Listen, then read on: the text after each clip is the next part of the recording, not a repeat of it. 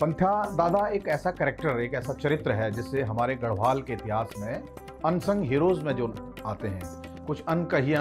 अनसुलझी कहानियां होती हैं जो आज की पीढ़ी जिन कहानियों, जिन कथाओं के बारे में बहुत कम जानती है। उन्हीं में से हमारे गढ़वाल या उत्तराखंड के अगर ऐसे अनसंग हीरो हैं तो उनमें हमारे सुमाड़ी गांव के पंथ्या दादा हैं। ऐसा इतिहास कहता है कि 17वीं शताब्दी में रानी के राजशाही के खिलाफ, आप सब जानते हैं कि 17वीं शताब्दी में श्रीनगर गढ़वाल की राजधानी हुआ करती थी, और जब मेदिनी शाही का राज हुआ तो अब रानी ने ये जिद पकड़ी कि सुमाड़ी में ग्रीष्मकालीन राजधानी होनी चाहिए, और जोर जबरन गांव के लोगों से ये ज़बरदस्ती ये करार करवाने का उनका मन था कि यहाँ पर राजधानी बनाई जाए, कर वसूले जाएं। उस दौर में जनता से बेवजह के टैक्स वसूले जाते थे, जिसमें चूल्हा कर बोलते थे, चौल कर बोलते थे, धौपली कर बोलते थे, और तमाम ऐसे अनावश्यक कर राजा रानी ने जनता के खिलाफ उगाने शुरू कर दिए। और जब अपनी क्षमताओं के अनुरूप जनता ये सब टैक्स भरने में जब सक्षम नहीं थी तो जाहिर सी बात है कि आंदोलन उपजा, और रानी के खिलाफ, राजा के खिलाफ या पूरी राजशाही के खिलाफ उस दौर में एक भयानक आंदोलन उपजा, और इस पूरे आंदोलन के नायक बने पंथ्या दादा। पंथ्या दादा के बारे में कहा जाता है कि वो मात्र 14 वर्ष की आयु उनको उस वक्त थी, 14 वर्ष की आयु थी जो पंथ्या दादा थे। जब ये आंदोलन उपजा तो ऐसा इतिहास में और ऐसी किंवदंतियां हैं कि वो अपने बहन के मायके में फरासू में वो एक रात जब सोए थे तो वहाँ उनके सपने में, उनकी गौलाक्ष देवी भी कहते हैं, गौरा देवी भी कहते हैं, वो सपने में आई और देवी ने पंथ्या दादा से आह्वान किया कि इस युद्ध को अब तुम्हारे कंधों पर छोड़ते हैं। और अचानक ये जब उनके शरीर में इस तरह की एक अजीब सा परिवर्तन हुआ, 14 वर्ष का बच्चा, और उस जो खेलने कूदने की जब उम्र होती है तो उसे आंदोलन का बोध हुआ, और रातों रात पंथ्या दादा फरासू से चलते हुए देवलगढ़ के रास्ते पैदल सुमाड़ी गांव जब पहुंचे तो वहां उन्होंने पूरे गांव को इकट्ठा किया और ये आह्वान किया कि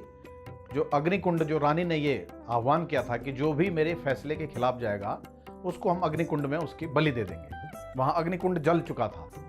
और रानी अपने पूरे क्रोध के चरम पर थी, तो अग्निकुंड भी वहां प्रज्वलित हो चुका था। तो पंथ्या दादा जब गांव में पहुंचे तो ऐसा कहा जाता था कि देवी के समक्ष उन्होंने प्रणाम किया, जो आज भी सुमाड़ी में, जो सुमाड़ी का जो पटगाण जिसे कहते हैं, वहाँ पर गौरा देवी का प्रतिष्ठान है। वहाँ पर नहा धो करके उन्होंने प्रातःकाल में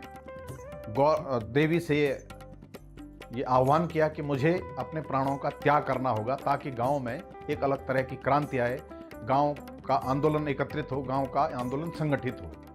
और ये सब जब राजशाही जब अपने चरम पर आई, राजशाही के जुल्म जब अपने चरम पर आए,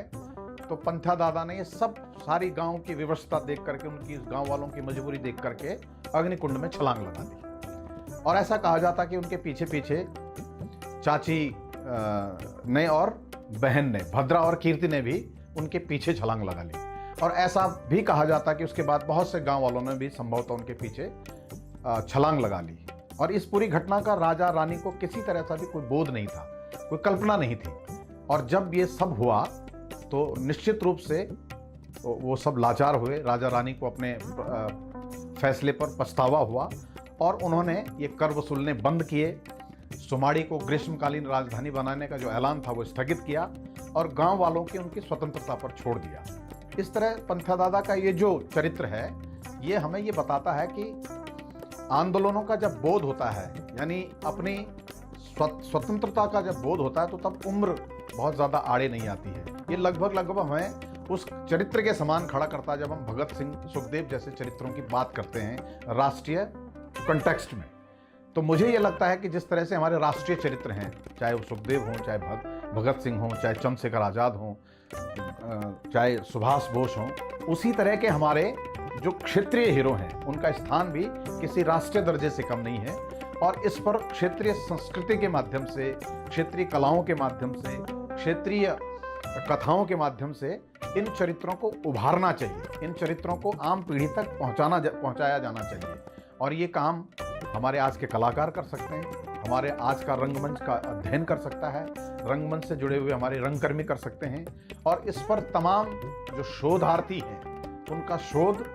समाजोपयोगी होना चाहिए, समाज में आना चाहिए, ताकि ऐसे अनसंग हीरो का हमें अधिक से अधिक पता चल सके। ये हमारे सुमाड़ी के पंथा दादा की एक कहानी है जो अजर और अमर है। आज भी सुमाड़ी गांव में पंथा दादा को एक पशुआ के रूप में पूजा जाता है, एक देवता के रूप में पूजा जाता है। और हर वर्ष सुमाड़ी में पंथा दादा के पशुआ को नचाया जाता है,